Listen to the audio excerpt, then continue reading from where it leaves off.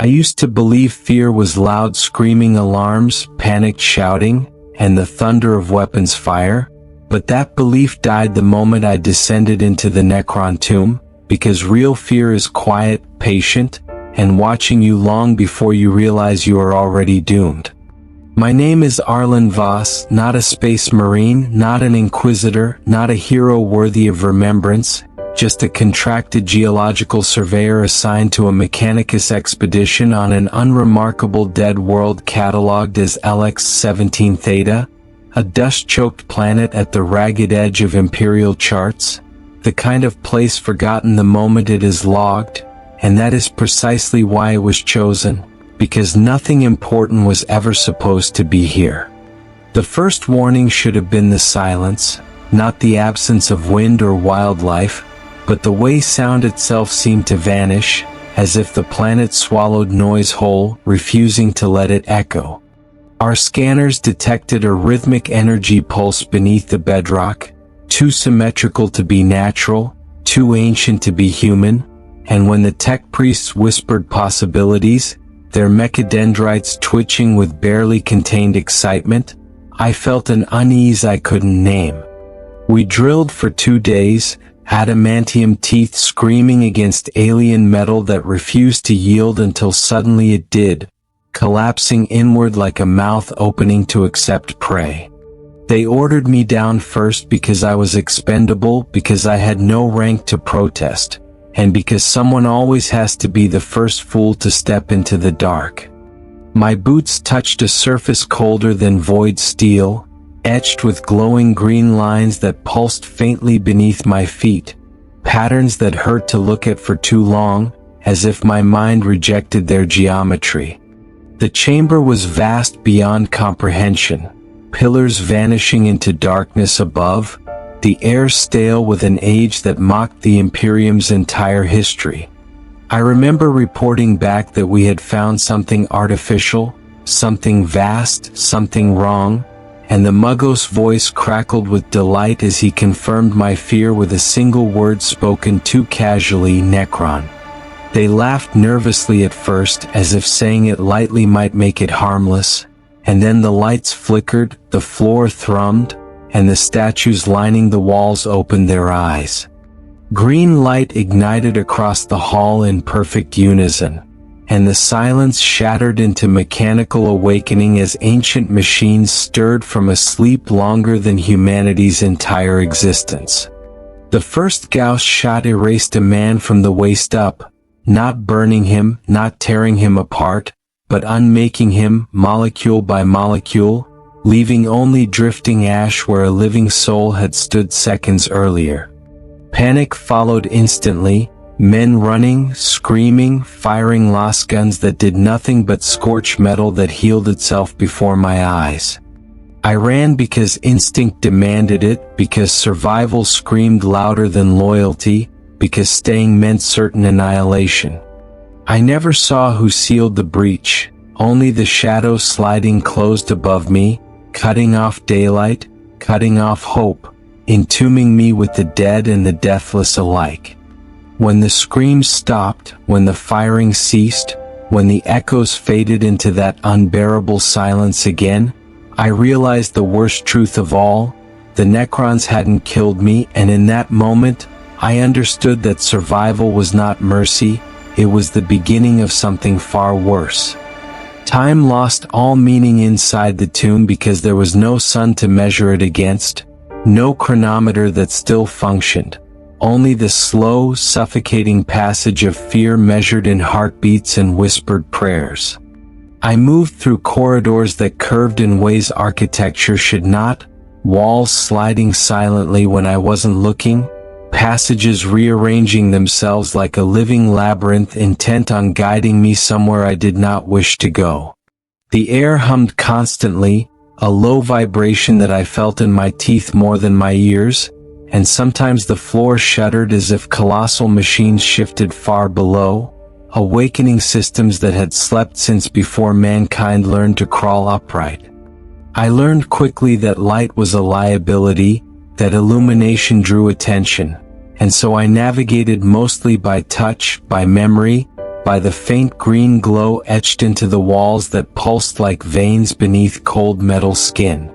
Hunger gnawed at me, thirst burned my throat raw, but exhaustion was worse because stopping meant thinking, and thinking meant listening, and listening meant hearing things that no human should ever hear: the distant scrape of metal claws on stone, the synchronized footfalls of patrols moving with inhuman precision, the soft skittering of scarabs dismantling what remained of my expedition, reducing bodies and equipment alike into neat piles of reusable material. I saw them once, hiding behind a collapsed strut, watching dozens of beetle-like constructs strip a corpse to bone and then to nothing, recycling flesh and armor with equal indifference, and I had to clamp a hand over my mouth to keep from screaming as the realization struck me that this tomb did not merely kill intruders, it erased them. At one junction, I marked the wall with blood to track my path, only to encounter the same mark again hours later, proof that the tomb itself was shifting, hurting me, guiding me deeper like a predator steering prey toward its den. Paranoia became my only companion, every shadow suspect, every hum a warning, every choice a potential death sentence. I prayed to the Emperor not for salvation, but for an ending, for something final, because the uncertainty was a torture all its own. That was when I heard the scraping above me, slow, deliberate, searching, and when I looked up, I saw glowing eyes emerge from the wall itself as a canoptek wraith phased into existence, its segmented body half real, half ghost, moving with a grace that defied physics. I fired blindly, my lost pistol doing nothing but angering it, shots splashing harmlessly against its phase field as it shrieked, a sound like metal tearing itself apart. It struck me with bone-crushing force, flinging me across the corridor, ribs cracking, breath leaving my lungs in a painful gasp, and in that moment I understood how insignificant I was, how utterly powerless, because this was not a battle. It was a cat playing with a wounded mouse.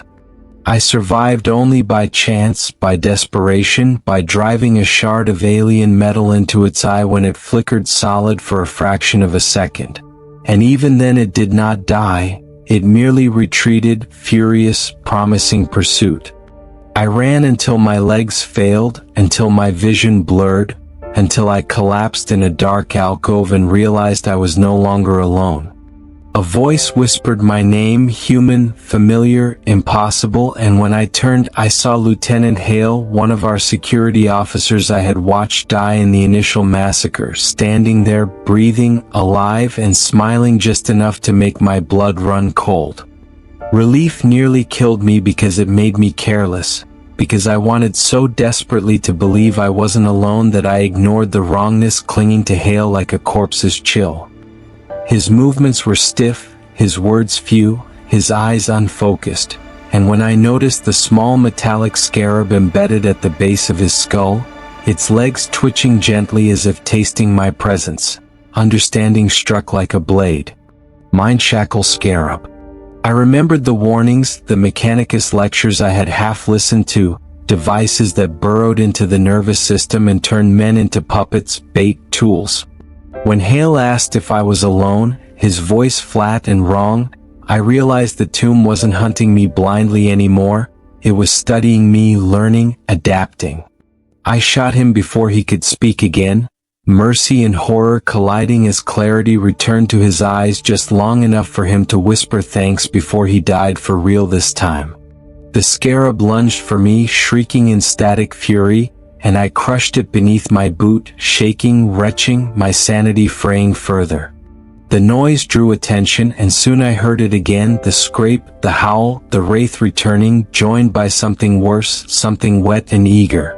The corridor ahead opened into a chamber slick with blood, walls draped in flayed skin like obscene trophies, and at its center hunched a flayed one, its skeletal frame adorned with stolen flesh, feeding, reveling. It saw me and laughed, a gurgling, joyous sound, and charged on all fours with horrifying speed. We fought in a blur of blood and desperation, my weapon failing, my strength fading, until a sudden emerald blast tore the creature apart from behind, showering me in gore. Salvation lasted only a heartbeat, because the figure holding the staff was no ally, a cryptek, its many eyes studying me with cold curiosity, warriors flanking it, weapons leveled, escape no longer an option. They did not kill me. They took me, bound me, dragged me through halls that felt like the throat of a god, into a chamber dominated by a throne of black stone and green light, where the Necron overlord waited. He spoke my language flawlessly, mockingly, amused by my endurance, my suffering, my persistence. He questioned me not like an enemy, but like a collector examining a rare specimen, and when he grew bored, he ordered me prepared for the vats. The word echoed in my mind as they injected me with paralytic compounds, my body betraying me, my mind screaming as darkness closed in. I dreamed of home, of sunlight, of family, of safety, and watched it all rot into metal and green fire as the tomb claimed even my memories. When I woke, I was strapped to a slab in a laboratory of horrors, tools hovering inches from my skin, the cryptek eager to begin its work, and I understood that death would have been kinder than what the Necrons had planned for me. I do not know how long I lay on the slab before the alarms began, because time inside the tomb did not move forward the way it should. It coiled and twisted, stretching moments into eternities and compressing hours into heartbeats. But I remember the sound clearly, a deep resonant tone that vibrated through my bones rather than my ears, a signal not of panic but of recalibration, as if the tomb itself had detected an inefficiency and was correcting it.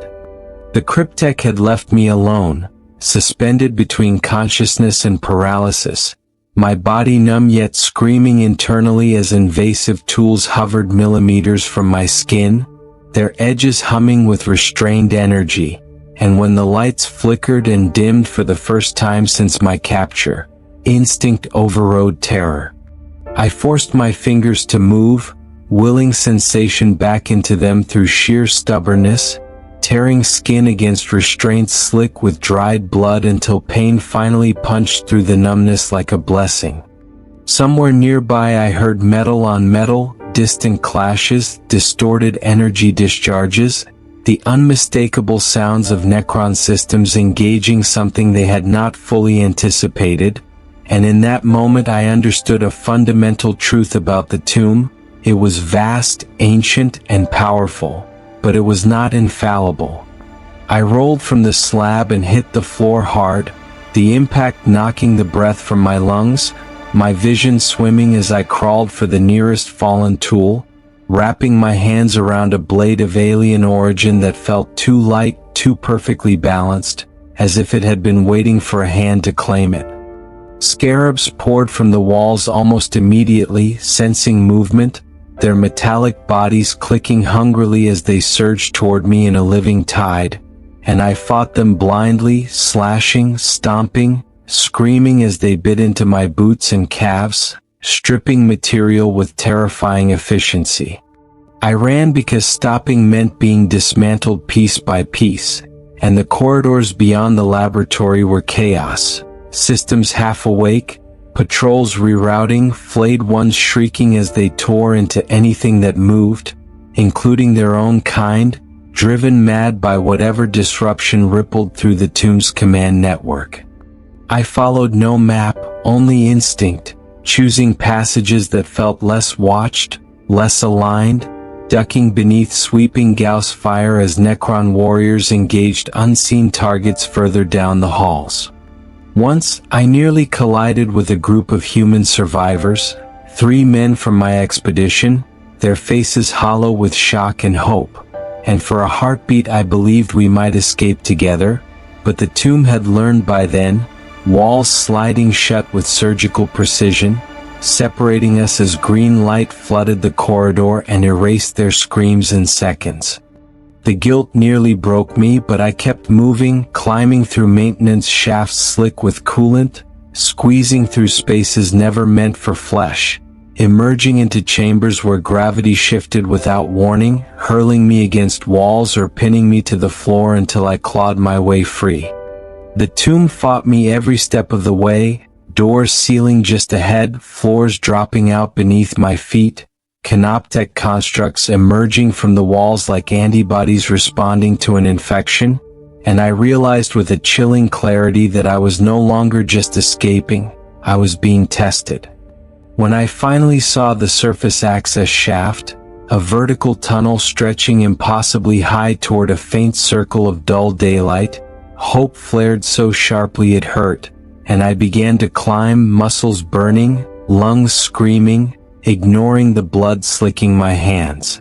Halfway up, the vibration changed, a familiar hum, and I looked down to see the wraith rising beneath me, its form flickering between states, claws tearing into the shaft walls as it pursued me with tireless precision. I climbed until my fingers split and my vision blurred, until the sound of metal scraping was inches below, and in desperation I did the only thing left to me. I reached for the charges clipped to my belt, demolition explosives meant for rock, not gods, and I dropped them. The explosion ripped through the shaft like the roar of a dying star, flinging me upward as the wraith vanished in a storm of debris and green fire, and I emerged from the tunnel screaming into the open air, collapsing onto the ash-choked surface of the dead world as the entrance sealed itself behind me with finality that felt almost disappointed. The sky above LX-17 Theta looked exactly as it had before we dug, dull, colorless, uncaring, and that normality felt wrong after the impossible geometry and living silence of the tomb, as if reality itself was mocking me for believing I had truly escaped. I crawled across the ruins of our camp, past shattered equipment and half-buried corpses bleached by dust and time, until I found the emergency Vox unit still sputtering weakly, its power cell nearly drained. My voice sounded alien to my own ears as I transmitted the distress code, the warning, the truth of what slept beneath this world, and when a response finally crackled back through the static, confirming rescue inbound, I laughed hysterically and then wept until my throat burned raw. 30 minutes can feel like nothing or forever, and on that world, waiting for extraction, it felt like an eternity measured in dread, every vibration beneath my feet a reminder that the tomb was still there, still awake, still watching. I imagined green light erupting from the ground at any moment, imagined metallic hands dragging me back into the dark, and even when the Imperial shuttle broke through the cloud cover, engines roaring, relief was poisoned by certainty that this was not over. Gauss fire lanced upward as the shuttle descended, emerald beams tearing through the air with terrifying accuracy, one shot grazing the hull close enough that I felt the heat through the ramp as it slammed shut and we lifted off under fire. Only when the planet shrank beneath us, reduced once more to an insignificant speck, did my body finally give out, consciousness slipping away as exhaustion claimed what fear no longer could. I woke days later aboard a medical frigate, restrained, monitored, questioned endlessly by men and women who looked at me with equal parts disbelief and suspicion as I recounted what I had seen, what I had survived. The Mechanicus recorded everything, dissected my testimony, cross-referenced ancient data, and eventually declared the site a priority quarantine zone, pending further investigation or planetary sterilization, as if words on a data slate could truly contain something so patient, so eternal. They told me I was lucky, a survivor, a witness, but luck has nothing to do with it because survival was not a victory, it was a mark. Even now, far from that dead world, far from the tomb's reach, I feel it, a subtle vibration beneath reality, a hum that never quite fades, and sometimes I swear the walls of my quarters shift when I am not looking, angles changing just enough to make my heart race. Sleep brings no rest, only dreams of green light and endless corridors, of metal fingers peeling away flesh not to kill, but to study, to understand, to improve. I know the Imperium will return someday, driven by curiosity, by arrogance, by the belief that ancient threats can be controlled or destroyed, and when they do, the tomb will open its eyes again, ready, prepared, remembering the lone human who ran through its halls and dared to escape. The Necrons do not hate, they do not rush, and they do not forget, and I know with a certainty colder than void steel that somewhere beneath LX-17 Theta, systems are recalibrating, damage repaired, defenses strengthened, waiting for the next intrusion. Survival, I have learned, is not freedom, because once the tomb has seen you, once it has measured your fear and weighed your worth, a part of you never truly leaves, and in the quiet moments between waking and sleep, I still hear it, the patient hum of a tomb that knows one day, inevitably humanity will return, and next time, it will not let anyone go.